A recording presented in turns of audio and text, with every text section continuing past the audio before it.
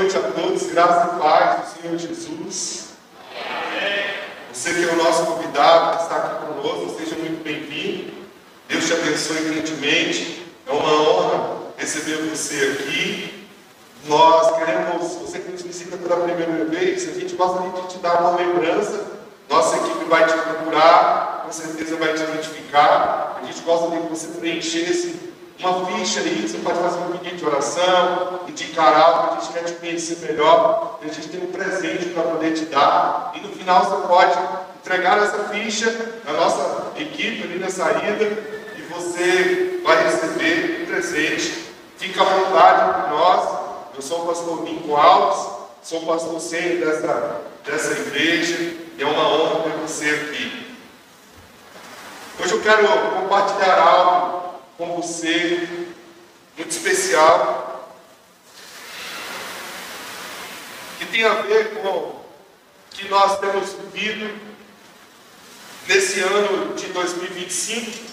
Nós estamos no ano da identidade, e nos primeiros domingos desse ano, nós olhamos para a identidade que Deus nos deu como pessoa.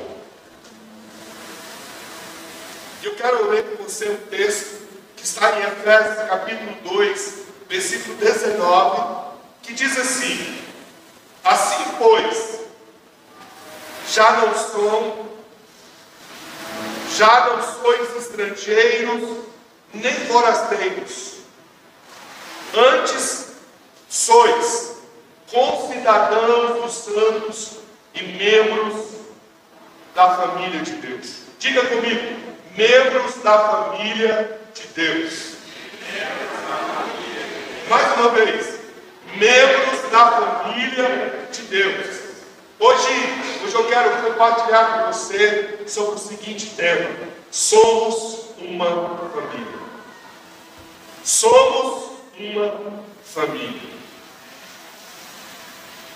Pastor Rico Ori, pastor da Saddleback Church, uma das igrejas mais influentes no mundo, nos Estados Unidos, disse assim: a igreja não é periférica ao plano de Deus. A igreja, ela é o plano de Deus. O que o pastor Rico Ori quer nos ensinar com isso? Ele quer nos chamar a atenção para que a gente tenha uma visão, uma compreensão de que a igreja, o corpo vivo de Cristo, ela não é algo qualquer, mas ela é aquilo onde Deus colocou todo o seu coração. Pastor Carlinhos Paz, no seu livro Uma Igreja e Família, disse certa vez assim: Deus criou somente duas instituições na terra: a família biológica e a família espiritual, que é a igreja. Mesmo sendo intensamente combatidas pelo maligno e pela sociedade hedonista, elas se mantêm vivas em seu propósito divino sobre a terra. O texto que nós lemos em Efésios capítulo 2, verso 19, o apóstolo Paulo está chamando a nossa atenção para um olhar muito especial sobre a nossa identidade como comunidade de fé. Paulo vai dizer que nós somos membros da família de Deus. Daqui a pouco eu vou detalhar o que isso significa na essência, a partir dos textos originais. Mas eu queria te chamar a atenção para duas coisas que Paulo vai dizer que nós não somos. Primeiro, Paulo vai dizer: nós não somos estrangeiros. Segundo, Paulo vai dizer: você não é forasteiro. Você faz parte. Você tem um lugar ao qual você pertence. Agora eu queria que você se desse conta. Por que Paulo está usando essa linguagem? Por que o Espírito Santo inspirou o apóstolo Paulo para que a gente possa entender e ver e enxergar a igreja como família. Do ponto de vista da nossa inteligência, da nossa capacidade interpretativa, até comparativa, nós temos uma facilidade enorme de compreendermos as coisas que fazem parte do nosso cotidiano. Deus, Ele sempre simplificou as coisas para a nossa compreensão. Deus nunca dificultou as coisas para a gente entender. Eu não sei se você se deu conta, mas o que me trouxe como impacto nessa percepção, a compreender esse significado foi: como é que Deus usou algo tão simples, do meu cotidiano, para me fazer compreender o que Ele espera que eu seja como uma comunidade de fé. É claro, se está na Bíblia não é por acaso. Portanto, por que Deus quer que a gente se veja, se perceba, se entenda, se compreenda como uma família? Por que nós somos a família de Deus? Queridos, é simples. Pelo menos no coração de Deus, a sua expectativa é que aquilo que faz parte de todo ser humano na face da terra deveria ser aquilo que traria a melhor compreensão do seu significado, do seu propósito. Você está me entendendo? Por que Deus quer que a gente olhe para a igreja como uma família? É claro, porque Deus espera que aquilo que faz parte da nossa vida em essência contribua para a nossa compreensão do nosso propósito, do nosso significado, daquilo que Ele espera de cada um de nós. Sabe o que Deus quer? Que você veja a igreja como uma família. E por que Ele quer que você veja a igreja como uma família? Porque é fácil você compreender, ou deveria ser fácil você compreender o que é uma família. O que é ser família? Como vive uma família? O que faz uma família? Como são as relações nessa família?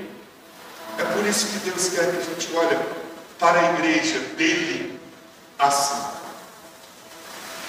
Jesus deixou isso de uma forma tão clara, que na oração que Ele nos ensina sobre identidade, sobre o nosso propósito, a oração do Pai Nosso, Ele inicia da seguinte maneira: Pai nosso que estás no céu. Jesus nos ensina, Jesus nos chama a atenção para que a gente perceba Deus como Pai e que, portanto, nós temos um Pai que nos é comum, que, portanto, somos todos uma família. Por que Deus faz isso? Para a gente não ter dificuldade de compreender o que Ele quer, o que Ele espera de cada um de nós. Dito isso, eu quero chamar a sua atenção para uma coisa muito importante. O pastor Carlinhos disse assim: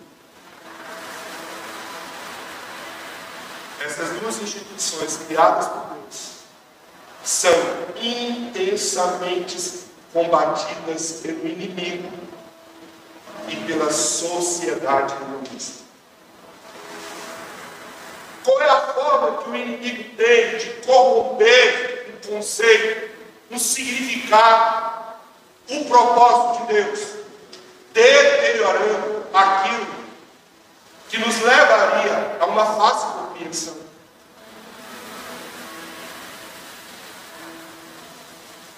Deixa eu explicar.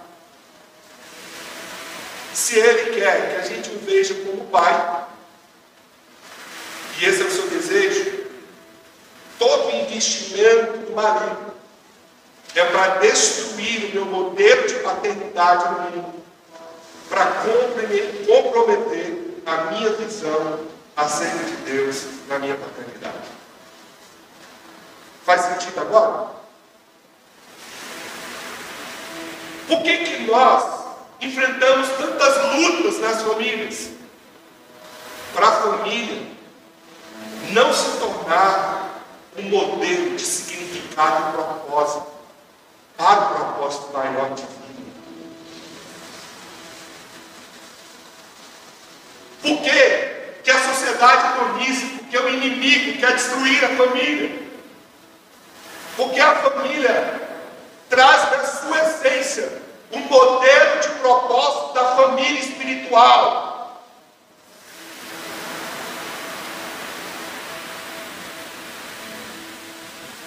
Nós somos uma família. A família é uma instituição criada por Deus e ela desempenha um papel essencial na sociedade e na igreja. Quando entregamos a nossa vida para Cristo, nós somos adotados na família de Deus. E nós somos chamados para vivermos na família de Deus em unidade. É por isso que estamos refletindo hoje sobre o significado de ser família na fé. Entenda então o princípio da igreja família de Deus. O texto nós já lemos, Efésios 2:19. Portanto, eu quero fazer uma referência a ele novamente. Portanto, vocês já não são estrangeiros, vocês não são forasteiros, mas concidadãos dos santos e membros da família de Deus. O que isso significa? Está para você aí. Observa bem os dois termos que é usado para dizer aquilo que nós não somos. Eu quero que você compreenda por que nós não somos. Primeiro, estrangeiro e forasteiro. O que significa? Por que ele diz que você não é um estrangeiro, você não é um forasteiro? Primeiro, porque forasteiro e estrangeiro não têm raízes. Forasteiro e estrangeiro está sempre de passagem, não tem compromisso. Forasteiro e estrangeiro, ele apenas envolve, ele nunca é comprometido. Forasteiro não tem cultura. A cultura que ele carrega é a cultura do lugar onde ele nasceu, onde ele cresceu, aonde ele viveu. Não é a cultura do lugar onde ele está inserido. No caso de forasteiros, eles são ilegais. Portanto, eles não têm pertencimento. Eles não têm os direitos. E eles não têm também os deveres. Porque eles não pertencem. Agora, por que Deus usa para referir a mim e a você sobre o que Ele espera que o propósito dele para a nossa vida, como santos e membros da família de Deus? Primeiro, porque família tem raiz. Família tem raiz. Eu trago no meu sobrenome o sobrenome Alves. Eu fiz um levantamento e tem toda a trajetória da minha descendência. E o que é que significa isso? O que traz como característica, como marca identitária, como problemas congênitos, como potencialidades? Tudo isso tem a ver com a raiz, com aquilo que eu carrego na minha vida. Porque Deus também quer que eu compreenda a igreja como família de Deus. Porque família tem cultura, tem um jeito de ser, tem uma forma de ser, tem seus valores, tem seus problemas. Quando se fala de cultura, está falando disso. Tem os seus potenciais, mas também tem seus defeitos. Não é assim? A sua família é perfeita, a minha não é. Aliás, deixa eu ensinar você uma coisa. Não existe família perfeita. Nunca existirá família perfeita. Jamais existirá uma família perfeita. Deus não espera famílias perfeitas. Mas então, pastor, o que Deus espera? Deus espera famílias saudáveis. É impossível ter uma família perfeita, porque é um homem e uma mulher que são imperfeitos, que se unem e se tornam uma carne perfeita. Agora, Deus não tem como expectativa a nossa perfeição. Deus tem como expectativa a nossa santidade. Porque santidade, no conceito bíblico, significa pertencimento, ser separado, pertencer exclusivamente a algo. Portanto, Deus espera que sejamos família saudáveis. Deus nunca exigirá de você uma família perfeita. E isso tem a ver com cultura. Deus sabe dos nossos defeitos, das nossas limitações, mas Deus sabe da nossa potencialidade. Deus sabe daquilo que eu tenho como entregar, porque eu carrego, e eu fui singularmente feito por Ele.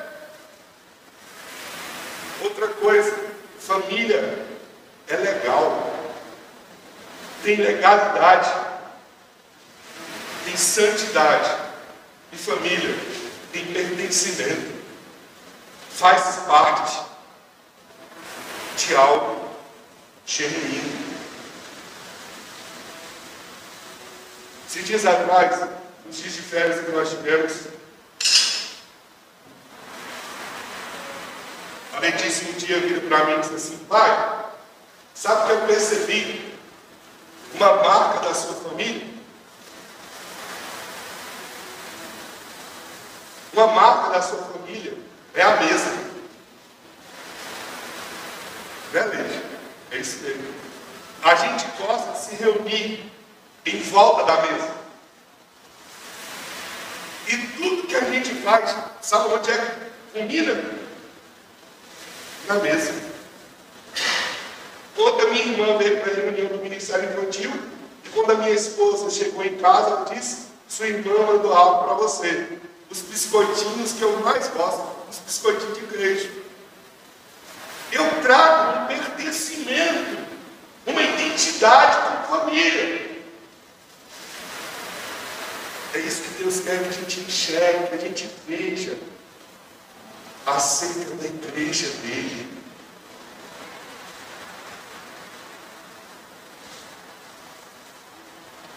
Quanto mais orgânica e espiritual a família for, mais ela vai se desenvolver de forma sobrenatural. Vou repetir. Quanto mais orgânica e espiritual a igreja for, a família for, mais ela vai se desenvolver de forma sobrenatural. Porque ela se desenvolve? Porque ela se desenvolve a partir da característica que Deus a trouxe. Existe uma lacuna no ensino da igreja que Paulo já denunciava há séculos atrás.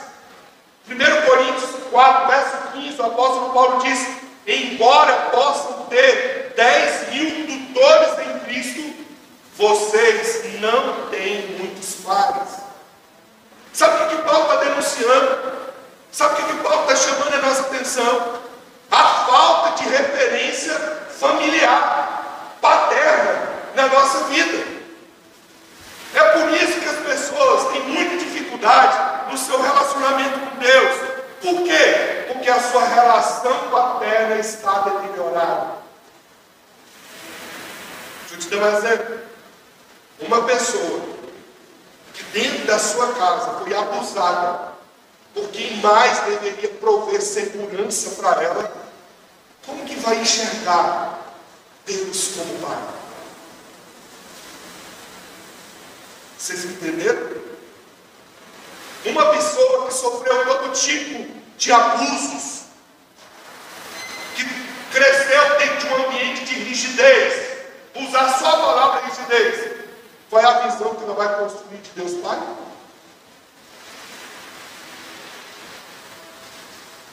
É por isso que nós precisamos de uma referência sadia, porque sendo uma referência sadia, nós somos uma referência sadia para o corpo de Cristo. A igreja, ela é a família de Deus. Por quê? Porque Deus nos adotou como filhos dele. Romanos 8, verso 15 a 17 nos fala sobre essa adoção, a adoção que recebemos do Pai, ao qual o chamamos, a qual o clamamos, Abba, Pai. O apóstolo Paulo nos diz em Efésios 3, versículo 14 e 15 assim: por causa disso, me ponho de joelhos perante o Pai do nosso Senhor e Salvador Jesus Cristo, do qual toda família nos céus e na terra toma esse nome. 1 Timóteo 3,15, Paulo vai dizer: para que, se eu tardar, saibais como convém andar na casa de Deus, que é a igreja do Deus vivo, a coluna e a firmeza da verdade.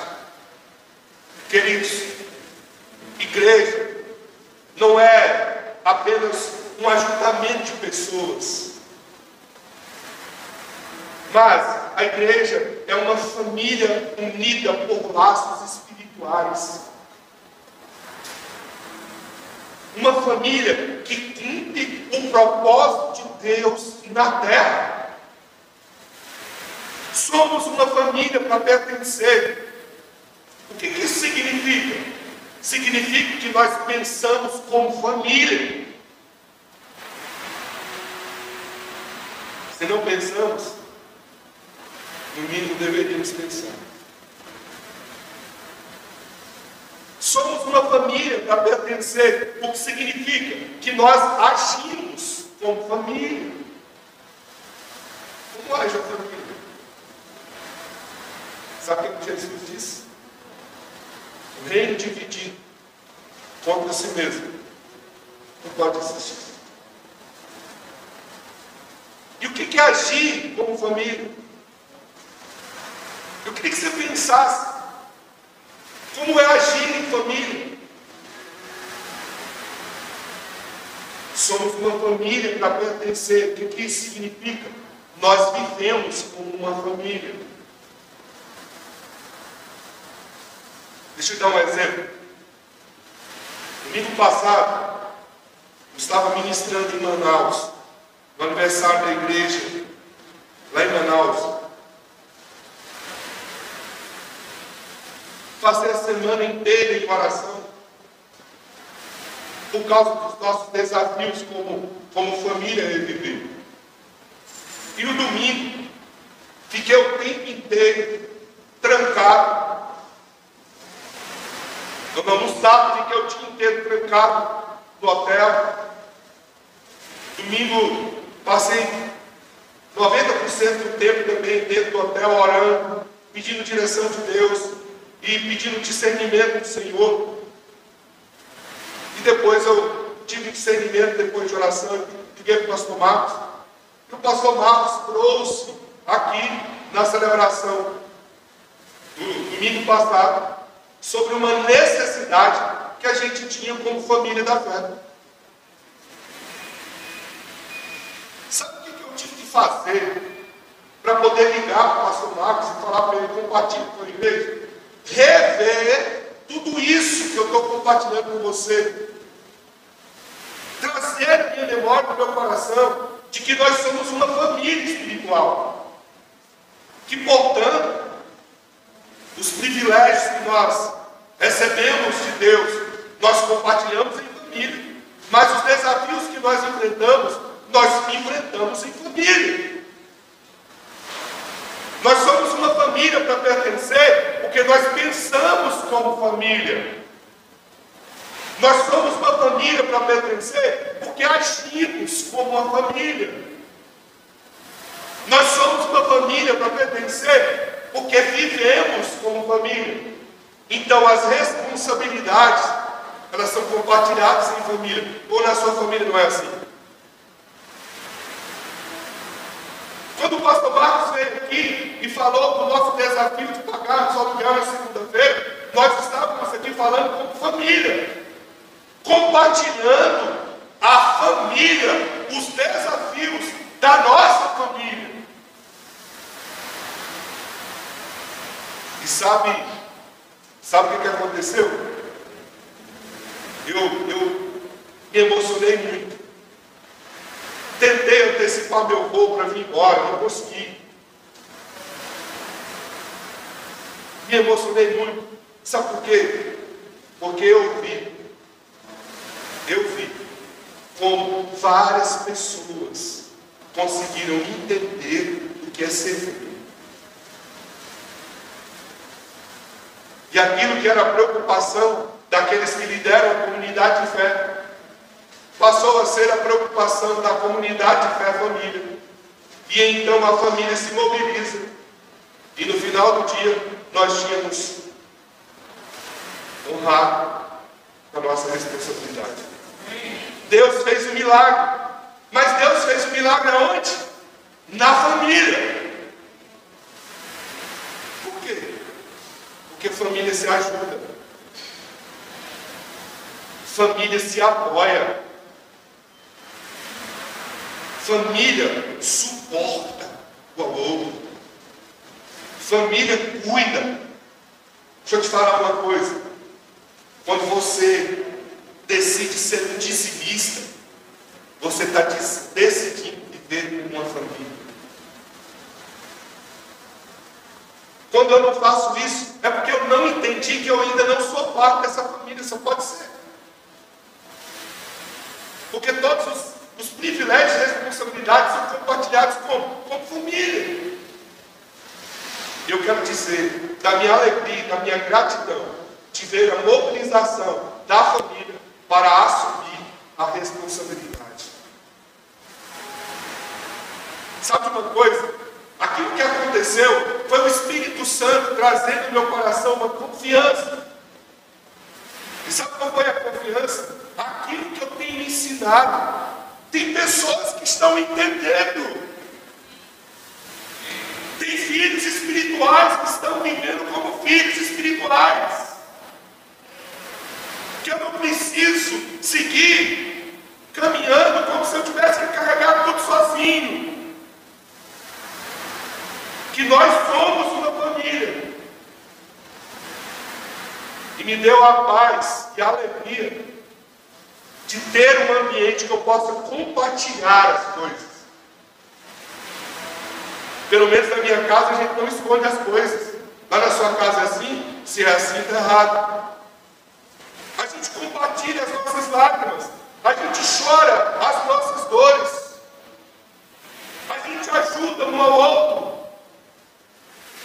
A gente vence juntos. E sabe o que aconteceu nessa semana agora? A Reviver venceu junto. Você se mobilizou como família. E por que você se mobilizou como família? Você está entendendo que esse é o propósito de Deus. Nós somos membros da família de Deus. Na família, todos são comprometidos. Quando não é família, todos são apenas envolvidos. Você sabe a diferença de compromisso e envolvimento? Quem conhece aqui a fábula do porco e da galinha? Quem conhece? Só uma pessoa. 2, 3. Você é uma pessoa comprometida ou você é uma pessoa envolvida?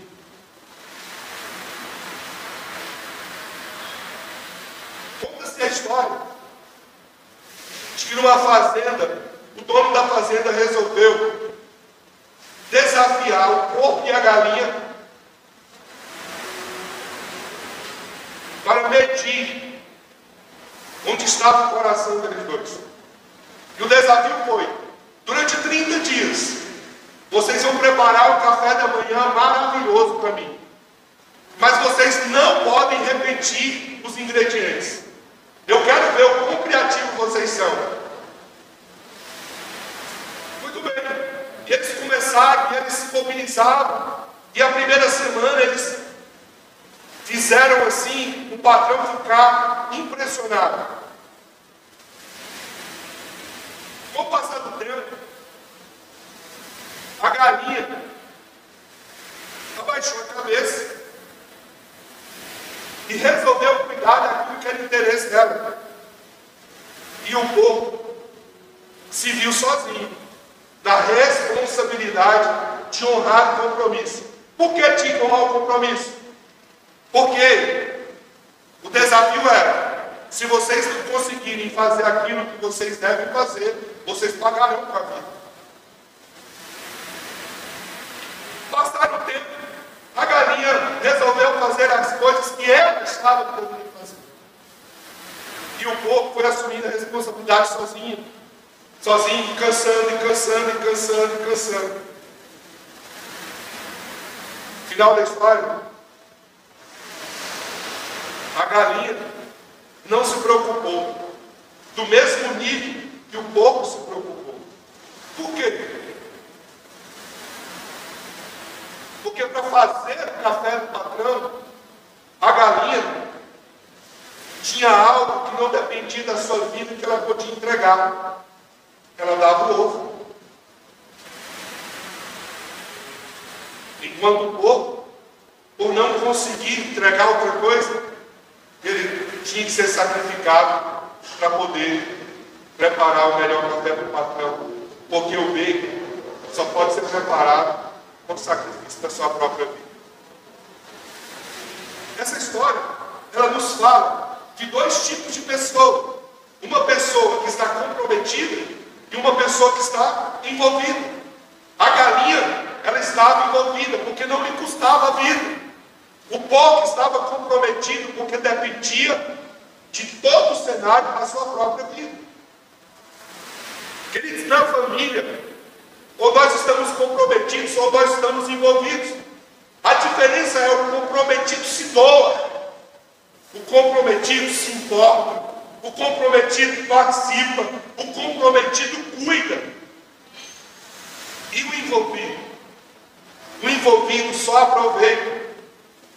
O envolvido, ele é indiferente. O envolvido, ele é ausente. Como pensa o envolvido? Se der, eu faço.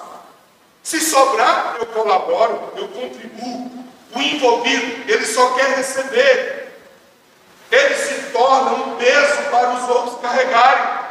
O envolvido pensa como um inquilino. O comprometido pensa como um proprietário. Essa é a diferença de comprometimento e envolvimento. O inquilino, ele não se sente parte, dono daquele lugar, então ele só vai se der. Não é assim? O proprietário não. Ele tira da onde for, mas ele zela, porque ele sabe que aquilo pertence a ele. Família é isso. Família saudável só é possível quando todos os membros envolvidos na família são comprometidos. Eu tenho certeza que você que não vive essa realidade dentro da sua família, sabe o que eu estou falando.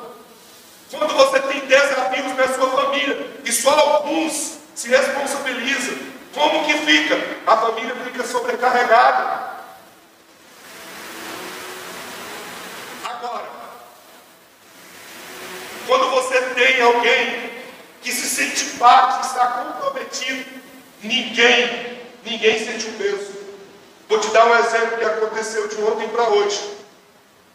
Nosso irmão Eduardo, da nossa igreja, saiu ontem à tarde, às 15 horas, viajando 1.300 quilômetros, para ajudar a sua irmã a cuidar do seu pai.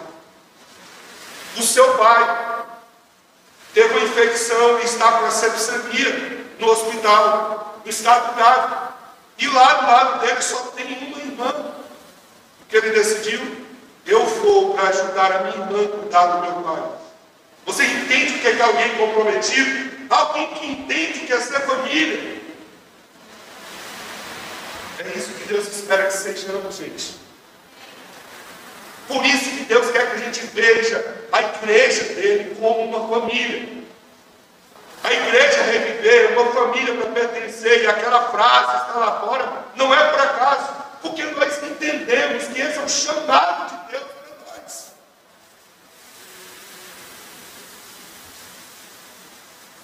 Esse é o chamado de Deus para a minha vida, para a sua vida.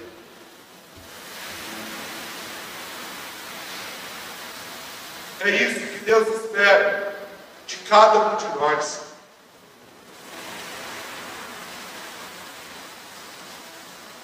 Qual é o nível do seu comprometimento com aquilo que Deus te entregou? Você é uma pessoa comprometida ou você é uma pessoa envolvida? Irmãos, deixa eu abrir um parênteses aqui. Eu quero concluir com essa explicação. Nós lemos agora, há pouco, o texto de Mateus 6:33.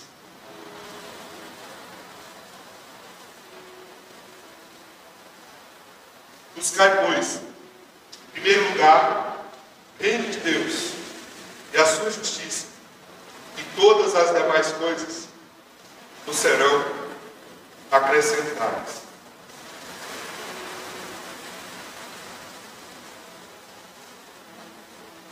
Malaquias, capítulo 1, versículo 6, diz assim: o filho honra ao pai, o servo honra ao seu senhor.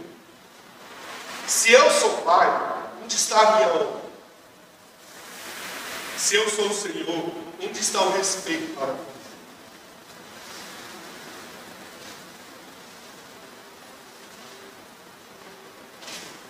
Alguém aqui chega atrasado no trabalho?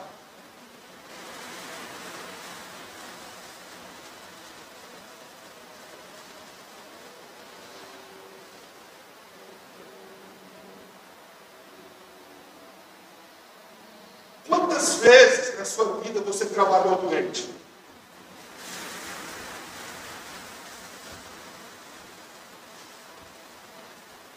Você foi com febre,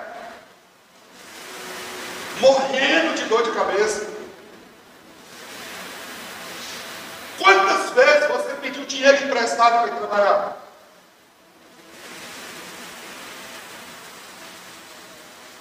Quantas vezes você ficou para além do horário do seu trabalho?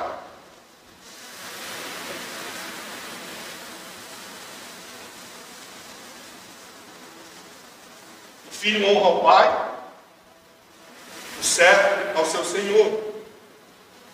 Se eu sou pai, onde está a minha honra? Se eu sou senhor, onde está o respeito para o meu?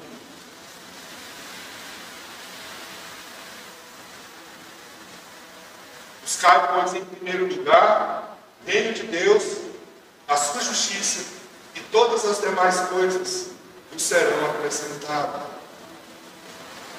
Deixa eu te fazer uma pergunta. O Senhor, nosso Pai, tem de você a mesma dedicação que você entrega no seu trabalho?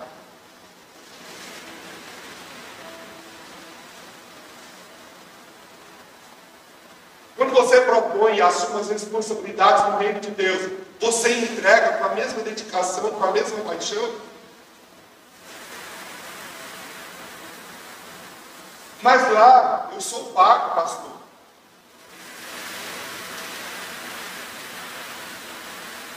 E tudo que você recebe de Deus, vamos fazer uma experiência. Respire fundo. Só respire fundo. Puxa tudo que você puder. Você pagou por isso?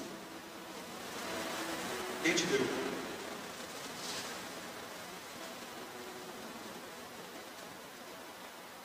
Por que a gente chega atrasado nas coisas que a gente faz para Deus?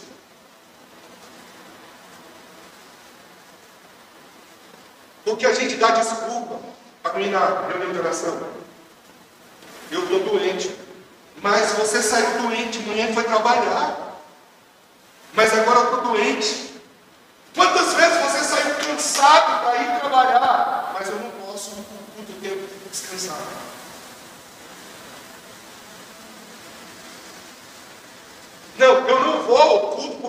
coisas para fazer para o meu trabalho. O que eu estou dizendo a Deus com isso? O que eu estou dizendo a Deus?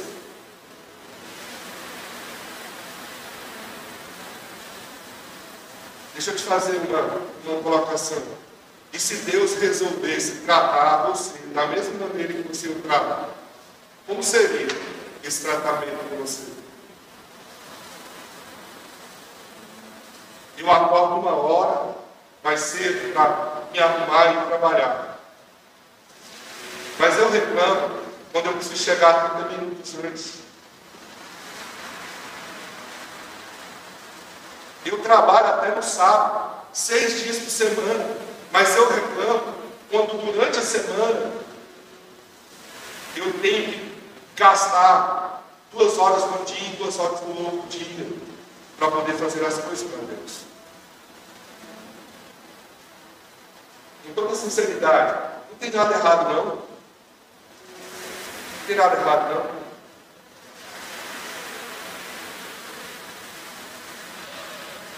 Eu trabalho 7 dias por semana, mas eu tenho que descansar um dia. No mês, pelo menos, porque todo domingo eu estou servindo. Mas eu trabalho todo dia, 6 dias por semana. 8 horas, 9 horas, 12 horas. Mas eu preciso descansar uma vez no mês, 2 horas no domingo. Pelo menos um domingo eu tenho que descansar. Você não me entende, pastor? Que eu estou cansado?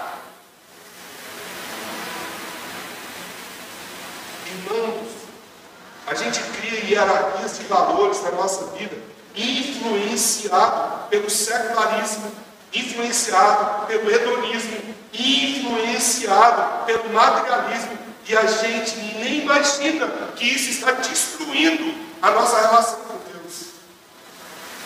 Porque nós esquecemos que a igreja de Deus é a família a qual nós fazemos parte. A igreja de Deus é a família que o Senhor me chamou para eu receber e desfrutar dele nesse lugar. Que Deus me chamou para eu cumprir o propósito dele nesse lugar. Se eu sou pai, onde está a minha honra? Se eu sou o Senhor, aonde está o respeito para comigo? Buscai, pois, em primeiro lugar, o meu reino, a sua justiça, e todas as coisas serão acrescentadas. Todas as coisas. Que todas as coisas? Tudo aquilo que você procura, tudo aquilo que você espera, tudo aquilo que você deseja. Pastor, mas eu não estou recebendo isso. A pergunta que eu preciso fazer é: eu estou entregando aquilo que ele está dizendo para eu entregar, para eu receber? A gente precisa abrir a nossa mente e entender e fazer uma autoavaliação.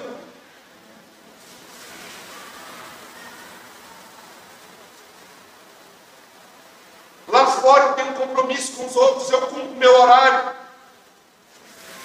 Lá fora eu me entrego o meu melhor. Lá fora eu faço o sacrifício que for preciso. Mas no reino de Deus e para o meu Pai, eu me entrego. Irmãos, se todas as pessoas da família Reviver tivessem aqui, essas cadeiras não eram suficientes. Não era suficiente.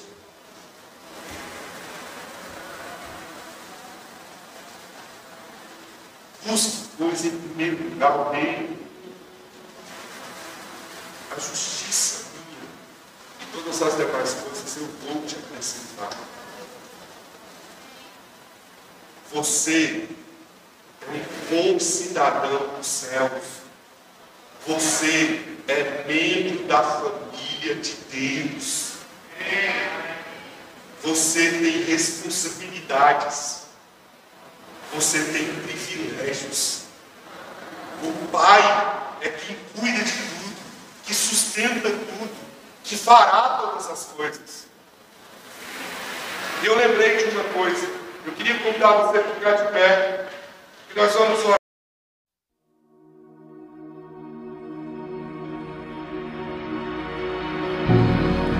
és adorado entre nós, tão desejado